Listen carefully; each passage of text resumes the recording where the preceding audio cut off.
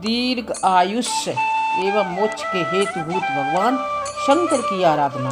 प्राचीन काल में एक राजा थे जिनका नाम था इंद्रधुम्न। वे बड़ी दानी, धर्मज्ञ और सामर्थ्यशाली थे। धनाधिकारियों को वे सहस्र स्वर्ण मुद्रा से कम दान नहीं देते थे। उनके राज्य में सभी एकादशी के दिन उपवास करते थे। गंगा की बालुका, वर्षा की धारा और आकाश के तारे कदाचित गिने जा सकते हैं, पर इंद्रधुम्न के पुण्यों की गणना नहीं हो सकती। इन पुण्यों के प्रताप से वे सशरीर ब्रह्मलोक चले गए। 100 कल्प बीत जाने पर ब्रह्मा जी ने उनसे कहा, राजन, स्वर्ग साधन केवल पुण्य का काम ही नहीं है, अपितु त्रिलोक विस्तृत निष्कलंक यश भी उपेक्षित होता है। इधर चिरकाल से तुम्हारा यश क्षीण हो रहा है, उसे पुनः उज्जवल करने के लिए तुम वसुधा तल पर जाओ। ब्रह्मा जी के ये सब समाप्त भी ना हो पाए थे कि राजा इंद्रधुम्न ने अपने को पृथ्वी पर पाया। वे अपने निवास स्थान कामपिंड नगर में गए और वहाँ के निवासियों से अपने संबंध में पूछताछ करने लगे।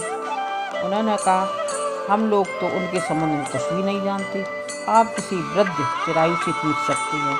सुनते हैं नैमिषारण्य में सप्त कलांत जीवी मार्कंडेय मुनि रहते हैं, कृपया आप उनसे इस प्राचीन बात का पता लगाइए। जब राजा ने मार्कंडेय जी से प्रणाम करके पूछा कि मुने, क्या आप इंद्र प्रद्युम्न को जानते हैं, तब उन्होंने कहा, नहीं, मैं तो नहीं जानता, पर मेरा मित्र नाड़ी जंगबक शायद से जानता हो, इसलिए चलो उससे पूछा जाए। नाड़ी जंगबक ने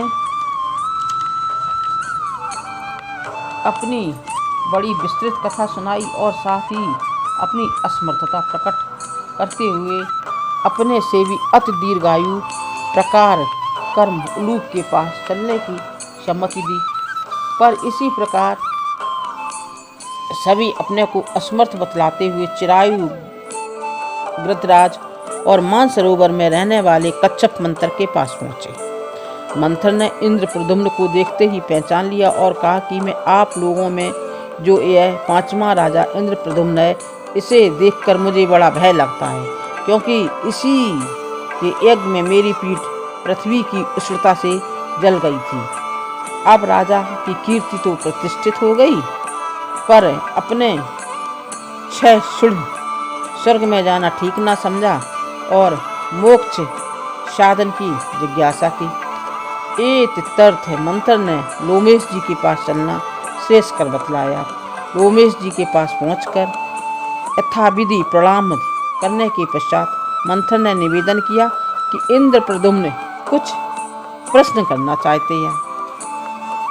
महर्षि लोमेश की आज्ञा लेने के पश्चात इंद्र प्रद्युम्न ने कहा कि महाराज, मेरा प्रथम प्रश्न यह है कि आप कभी कुटिया न बनाकर शीत, आतप तथा वृष्टि में बचने के लिए केवल एक मुट्ठी तृण ही क्यों लिए रहते हैं? मुनि ने कहा, राजन, एक दिन मरना अवश्य है, शरीर का निश्चित नाश जानते हुए भी हम घर किसके लिए बनाए? यौवन, धन तथा जीवन ये सभी चले जाने वाले हैं। ऐसी दशा में दान ही सर्वोत्तम भगवान है। इंद्र प्रद्युम्न ने पूछा, मुने, यह आयु आपको दान के परिणाम से मिली है अथवा तपस्या के प्रभाव से? मैं यह जानना चाहता हूँ। रोमेश जी ने कहा, राजन, मैं पूर्व काल में एक दरिद्र शूद्र था। एक दिन दोपहर के समय जल के भीतर मैंने एक बहुत बड़ा शिवलिंग देखा। भूख से मेरे प्राण सूखे जा रहे थे। उस जलाशय में स्नान करके मैंने कमल के सुंदर फूलों से उस शिवलिंग का पूजन किया और पुनः मैं आगे चल दिए। क्षुधा आतुर होने के कारण मार्ग में ही मेरी मृत्यु हो गई। दूसरे जन्म में ब्राह्मण के घर उत्पन्न हुआ। शिव पूजा के फलस्वरूप मुझे पूर्व जन्म की बातों का स्मरण रहने लगा। मैंने जानबूझकर मूर्खता धारण कर ली। पिता आदि की मृत्यु हो जाने पर संबंधियों ने मुझे निरागुंगा समझकर जानकर सर्वथा त्याग दिया। अब मैं दिन रात भगवान शंकर की आराधना करने लगा। इस प्रकार 100 वर्ष बीत गए।